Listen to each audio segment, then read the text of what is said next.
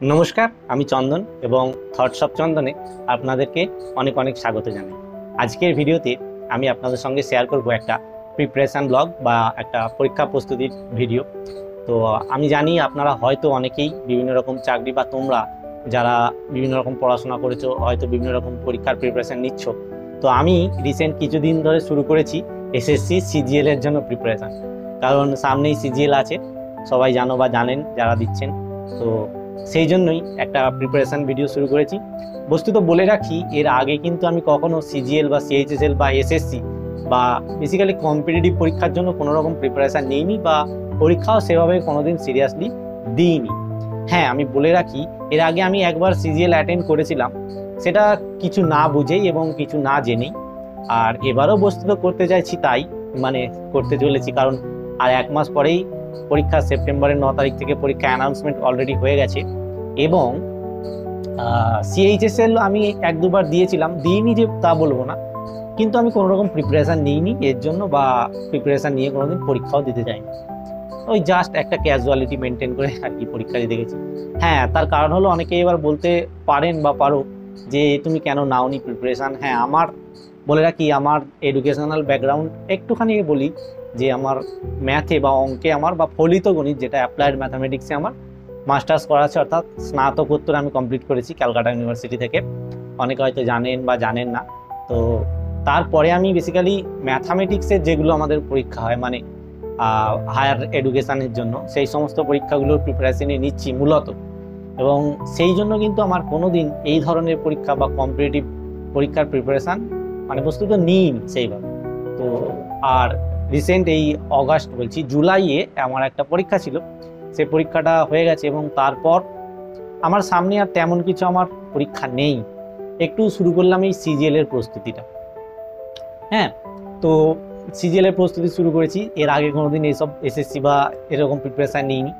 তো প্রথমেই আমার দু একজন বন্ধু যারা এই সব দিকে প্রিপারেশান নিচ্ছে, মানে সিএইচএসএল বা সিজিএল বা অন্যান্য কম্পিটিটিভের পরীক্ষার জন্য প্রিপারেশান নিচ্ছে, তাদের থেকে আমি একটু চেষ্টা করলাম যে বেসিক জ্ঞানটুকু নেবার, যে কম্পিটিটিভ এক্সাম কীভাবে পড়াশোনা করতে হয় বা বইপত্র কী সব লাগে এই সমস্ত কিছু। তো একটুখানি জিজ্ঞাসা করে বস্তুত সেরকমভাবে কোনো আমি কিছু পেলাম না প্রত্যুত্তর। এবং তারপরে আমি নিজেই একটুখানি ইউটিউব ঘেঁটে ঘুঁটে দেখলাম, কারণ আজকাল তো এডুকেশান অনেকাংশেই ইউটিউবের উপর আমরা বা অনলাইনের উপর অনেকটাই নির্ভরশীল। তো সেই জন্য আমি একটু ইউটিউব ঘাঁটাঘাঁটি করে, আমি ইভেন জানতামও না সেইভাবে যে সিজিএলে কোথা থেকে প্রশ্ন হয়। অঙ্ক আসে আমি জানতাম, ইংরেজি আসে আমি জানতাম, জিকে বা যেটা আমরা জেনারেল নলেজ বলি সেটা আসে, এবং তারপরে যেটা হয় আমাদের আরেকটা কি জেনারেল ইন্টেলিজেন্স, এই চারটে মূলত টপিক আছে। এবং প্রত্যেকটা টপিকের যে সিলেবাস কি তাও কিন্তু আমি পারফেক্টলি জানি না। তবে হ্যাঁ, যেহেতু আমার অঙ্কে মাস্টার্স কমপ্লিট করা আছে, সেহেতু অঙ্কটাকে আমার ভয় লাগে না। আর হ্যাঁ, তবে একটা কথা এখানে আপনারা অনেকেই বলতে পারেন, বা আমিও যেটা এই কয়েকদিন অনুভব করেছি, সেটা হচ্ছে এই যে সিজিএল বা সিএইচএসএল, এই পরীক্ষাগুলো মূলত সময়ের খেলা, সময়ই সব। কারণ আপনাকে সলভ করতে হবে 60 মিনিটে 100টা কোশ্চেন। সুতরাং অনেকটাই চ্যালেঞ্জিং বিষয় সলভ করা, যেটা আমি কয়েকদিন অঙ্ক করে সলভ করলাম, মানে অনুভব করলাম, বা অন্যান্য সাবজেক্ট পড়ে। তো আমি কিভাবে প্রিপারেশান নিচ্ছি একটু বলি, যেটা এই ভিডিওটা বানানো যার জন্য আর কি। তো প্রথমেই আমি কি করলাম, যেহেতু আমি ভাবলাম আমি তো ম্যাথে পারি, তো ম্যাথে ওই যে টেক্সট বুক অ্যাপ আছে একটা, টেক্সট বুকে আমি কিছুদিন আগে একটা ওই 200 টাকার একটা 205-6 টাকার একটা মক টেস্ট কিনেছিলাম। এবং আমি সেটা আমার এক্সামের জন্য কিনেছিলাম, মানে আমার এক্সামের জন্য সেভাবে বলা যায় না, কারণ আমি ওখানে দেখলাম যে সমস্ত কিছু পরীক্ষারই মোটামুটি কিছু কিছু মক টেস্ট ওরা প্রোভাইড করছে, বা সেকশনাল মক যেগুলো বলে, চ্যাপ্টার ওয়াইজ বলে, বা ফুল মক টেস্ট প্রোভাইড করা হচ্ছে। তো সেই জন্য আমি 205 টাকা বা এরকম কিছু একটা অ্যামাউন্ট দিয়ে কয়েক মাস আগে কিনেছিলাম। এবং সেটা মূলত সিজিএল এর জন্য আমি কিনিনি, বা এই সমস্ত কম্পিটিটিভ এক্সামের জন্য কিন্তু আমি কিনি। তো প্রথমেই আমি টেক্সট বুক অ্যাপ্লিকেশানটা খুললাম এবং সার্চ করতে শুরু করলাম কোথায় কি এক্সাম আছে। তো প্রায় অনেকক্ষণ ঘাঁটাঘাঁটি করার পর আমি খুঁজে পেলাম কিছু মক টেস্ট সিজিএল এর জন্য। তো প্রথমেই আমি দেখলাম এই টপিকগুলো আমাকে আছে। এই যে সেকশনাল মক একটা ব্যাপার আছে, সেকশনাল মকের ভিতরে আমি ঢুকে দেখলাম যে কোয়ান্টিটিভ অ্যাপটিটিউড, মানে বেসিক ম্যাথামেটিক্স বা অ্যারিথমেটিক, অ্যালজেব্রা, এই সমস্ত কিছু। আর এদিকে আমাদের জেনারেল ইন্টেলিজেন্স আর জিকে আর ইংলিশ আছে। তো আমি তো প্রিপারেশন নিইনি। প্রথমেই আমি কি করলাম, জেনারেল ইন্টেলিজেন্স যেটা জেনারেল বা জিআই, সেটার একটা মক চালু করলাম। তার কারণ হচ্ছে আমি যে আমার নেট বা গেটের আমার হায়ার ম্যাথসের জন্য যে সমস্ত পরীক্ষাগুলো প্রিপারেশন নিই, সেখানে অল্প বিস্তরেই জিএস বা জেনারেল অ্যাপটিটিউড সলভ করতে হয়। তো সেটার উপরই আমার আত্মবিশ্বাস রেখে প্রথমেই আমি একটা মক টেস্ট দিলাম। 50-এর মধ্যে মক টেস্ট হয় এবং প্রথম মক টেস্টেই আমি স্কোর করলাম 36.5 আউট অফ 50। তো এটা দেখে কিন্তু আমার মানে ভালোই লাগলো যে আমি যেহেতু ওইগুলো সলভ করতে পারি, তো এগুলো সলভ করতে কেন পারবো না। আর এইখানে ব্যাপারটা হচ্ছে শুধুমাত্র সময়ের খেলা। হ্যাঁ, আমরা ওখানে যেমন আমাদের পরীক্ষায় আমরা সময়টা একটু বেশি পাই একটু হলেও, এখানে কিন্তু সেরকম না। কিন্তু সেখানে সেদিক থেকে দেখতে গেলে ওইখানে কিন্তু কোয়েশ্চেন লেভেলও এই আমাদের সিজিএল বা সিএইচএসএল বা এসএসসি বা যে সমস্ত কম্পিটিটিভ এক্সাম হয় সেখানের থেকে অনেকটাই হাই। কারণ যেগুলো রিসার্চ ওরিয়েন্টেড এক্সাম, সেগুলো কিন্তু সবসময় বাঁধা ধরা ছকের মধ্যে কখনোই প্রশ্ন আসে না, কখনোই না। অ্যাপটিটিউড আমি এমন এমন লেভেলের অ্যাপটিটিউড করছি যেগুলো মানে ভাবাও যায় না। জেনারেল অ্যাপটিটিউড এত মানে অনেক কনসেপ্ট লাগে এবং মানে কি বলবো, সেই তীরের ফলার মতো আপনি যদি বিঁধতে না পারেন সঠিক জায়গায়, সেক্ষেত্রে কিন্তু আপনি সেই রকম সলভ করতে পারবেন।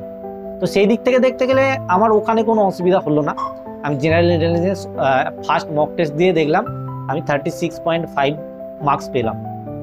এবং এখানে আমার যেটা সব থেকে বেশি মানে চ্যালেঞ্জিং মনে হলো সেটা হলো সময়। কারণ আমি 18 মিনিট সময় করেছিলাম, পেয়েছিলাম 25টা প্রশ্ন সলভ করার জন্য।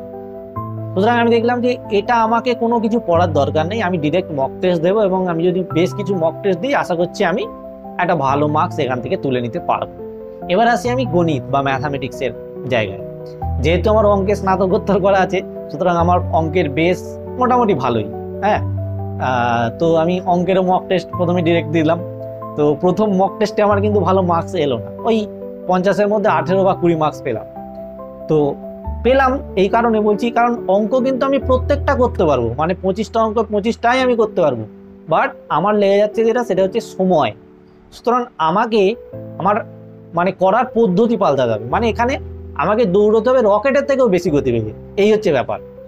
কারণ এখানে যেসব অঙ্ক দিচ্ছে সেই অঙ্কগুলো যে বিশাল কিছু জটিল এমন কিছু নয়, কিছু ক্যালকুলেশনস আছে অ্যান্ড কিছু কনসেপ্ট আছে যেগুলো আমাদের একদম বেসিক ম্যাথামেটিক্স বা অ্যালজেব্রার কনসেপ্ট ক্লাস 10, 11, 12 এর তরফ থেকে। তো আমার তো সেগুলো অজানা নয়, তো সেগুলো আমি সবই জানি। বাট আমাকে আমার যে গতানুগতিক পদ্ধতি, সেই পদ্ধতিটা আমাকে বাঁচাতে হবে, সেই পদ্ধতি আমাকে অ্যাপ্লাই করলে চলবে না, এটা আমি অনুভব করলাম। তো এই জন্য আমি ইউটিউবের উপর সার্চ করতে লাগলাম যে এসএসসির ম্যাথ কীভাবে সলভ করা যায়। এবং বলাই বাহুল্য, সার্চ করতে করতে আমি দুটো খুব ভালো মানে চ্যানেল পেলাম, যেটা আপনারা অনেকেই জানেন, আমার কাছে নতুন। ওই একজন আদিত্য রঞ্জন স্যার আছে আর একজন গগন প্রতাপ স্যার আছে। তো আমি ওনাদের দুজনেরই ভিডিও দেখলাম কয়েকটা। হ্যাঁ, তো ভিডিও দেখে আমার মনে হলো আরে বাবা, এরা তো মানে এত ফাস্ট আর এত মানে ট্রিকি, সব কিছু ট্রিকিভাবে সলভ আমাকে করতে হবে। তো আমি সেই সমস্ত কয়েকটি ক্লাস, এই ধরুন অগাস্টের শুরু থেকে কয়েকটা ক্লাস আমি দেখলাম, বুঝলাম এবং কিছু ক্যালকুলেশন টেকনিক্স এখনও শিখছি, বলতে গেলে শিখছি। একেবারে যে শিখে গেছি তা নয়, কারণ আমার বেসিক ম্যাথের নলেজটা তো আছে। আর এই সমস্ত ক্যালকুলেশন টেকনিক্স বা বড় বড় ক্যালকুলেশন কীভাবে শর্টে করে দেওয়া যায়, এই জিনিসগুলো আমাকে একটু শিখতে হবে এবং যেগুলো আমি শিখছি। আর হ্যাঁ, তারপরে আমি বলি, তারপরে আমি সেকেন্ড একটা মক টেস্ট দিলাম এবং ম্যাথে আমি মার্কস পেলাম 32.5। সুতরাং সেখান থেকেও আমার একটা কনফিডেন্স বিল্ড আপ হলো যে আমি ম্যাথ করতে পারবো। তার কারণ হচ্ছে আমি যে ম্যাথামেটিক্স জানি বা আমার ম্যাথে বেসিক ম্যাথে একদম স্ট্রং নয় তা তো নয়, আমার বেসিক ম্যাথ মোটামুটি স্ট্রং। কিন্তু এইখানে সময়ের খেলে খেলতে হবে, কারণ আমাকে আমার যে গতানুগতিক মেথডে আমরা ছোটবেলা থেকে অঙ্ক শিখি, সেই সমস্ত মেথডগুলো কিন্তু এখানে অ্যাপ্লাই করলে চলবে, এটা আমি অনুভব করলাম বেশ কয়েকদিন। আচ্ছা, এবার আছে ইংলিশের কথা। ইংলিশ তো সেরকমভাবে পড়া কোনোদিন হয়ে ওঠেনি, বা এখানে আমি বেশ কিছু ইউটিউবে একটু রিসার্চ করে বুঝলাম যে এখানে আমাকে জানতে হবে ইংলিশের নলেজ, আর আমাকে জানতে হবে শব্দ ভাণ্ডার অর্থাৎ ভোক্যাবুলারি, আমাকে মোস্ট অফ দ্য ওয়ার্ডস জানতে হবে। সুতরাং আমি একটুখানি ঘাঁটাঘুটি করলাম এবং আমার এক বন্ধু আছে, আপনারা হয়তো অনেকেই চেনেন, উত্তম, দেখেছেন হয়তো সেই একটা ভিডিওতে। উত্তমকে আমি জিজ্ঞেস করলাম, কারণ ও অনেকদিন থেকে এই সমস্ত কিছু প্রিপারেশান নিচ্ছিল। তো ওকে আমি জিজ্ঞাসা করলাম যে ইংলিশটা কীভাবে করা যায়। ও বললো কোনো কিছু পড়তে হবে না, চলো দুজনে আমরা মক টেস্ট দিই। এবং মক টেস্ট দিতে দিতে যে সমস্ত ওয়ার্ডগুলো আসবে সেগুলো ও বেশ কিছু পড়েছিল, তো ও বললো আমি তোকে এগুলো শিখে দেবো।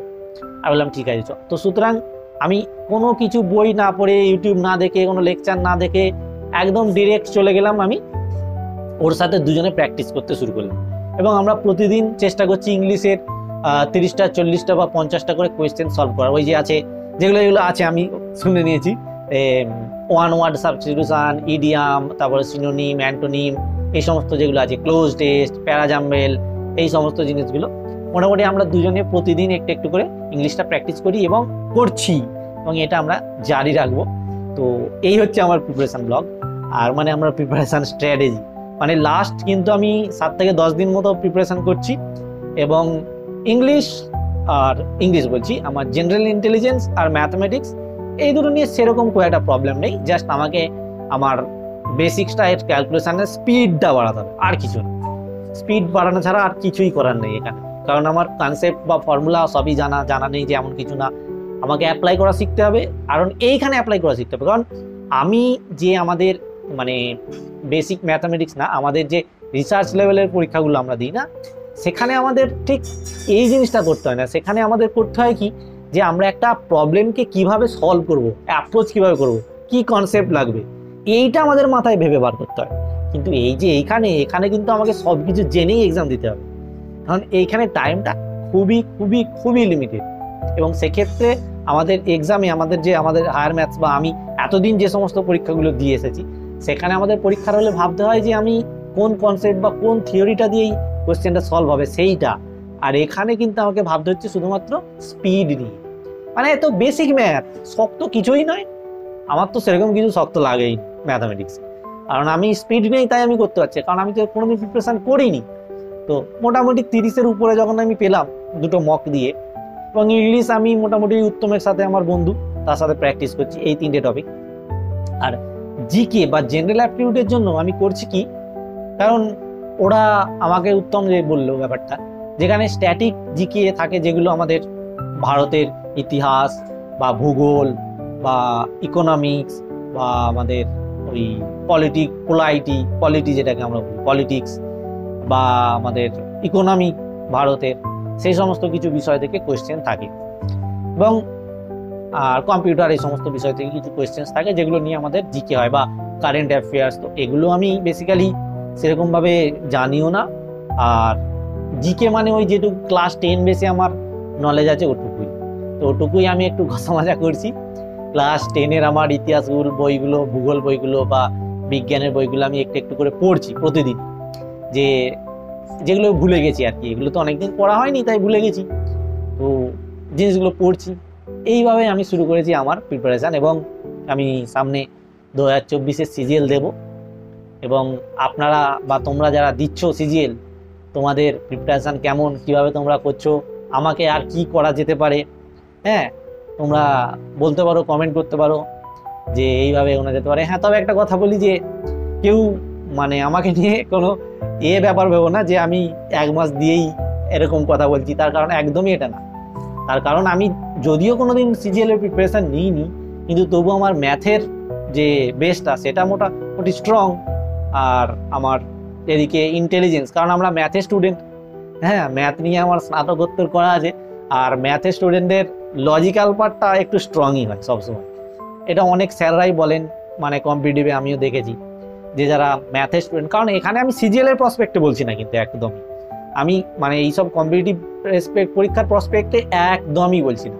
আমি জাস্ট বলছি আমরা যেসব পরীক্ষাগুলো হায়ার ম্যাথসে দিই, যেমন সিএসআর, নেট বা গেট, এই সমস্ত পরীক্ষা, এখানে কিছু কিছু জায়গায় কিছু এরকম ছোট ছোট অ্যাপটিটিউড খুব অল্প নাম্বারে থাকে আর কি, মানে ওই 10-15 এরকম নাম্বারে থাকে বা 20। এই হচ্ছে ব্যাপার।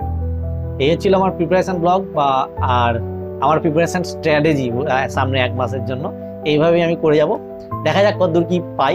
আর আমি একটা মক টেস্ট ফুল দিয়েছিলাম প্রথম দিন, একদম 1 আগস্ট বা 2 আগস্ট, এবং আমি মক টেস্ট দিয়ে নাম্বার পেয়েছিলাম, মানে সিজিএল এর ফুল মক টেস্ট 71।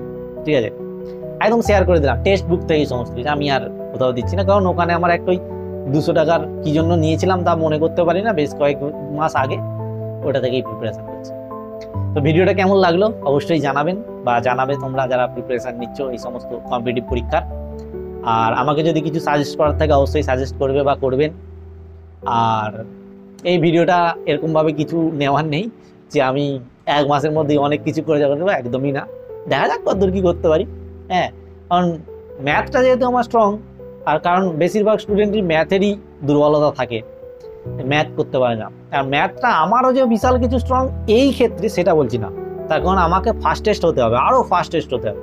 হ্যাঁ, কারণ সে বেসিক আমার সব কিছু ঠিকঠাক, ক্যালকুলেশনও আমি মোটামুটি ভালো স্পিডে করতে পারি, এবং এইখানে যে সমস্ত টেকনিক আছে সেগুলো জাস্ট আমি টুকটাক শিখছি এই সমস্ত ইউটিউব ক্লাস দেখে দেখে। এই হচ্ছে কথা। হ্যাঁ, তো ভিডিওটা এখানেই শেষ করব। ভালো লাগলে অবশ্যই একটা লাইক করবেন, আর যদি চ্যানেলে নতুন হয়ে থাকেন তাহলে অবশ্যই সাবস্ক্রাইব করে পাশে থাকবেন। নমস্কার, সবাই খুব খুব খুব ভালো থাকবেন। দেখা হচ্ছে পরের আরও একটি ভিডিওতে। ধন্যবাদ।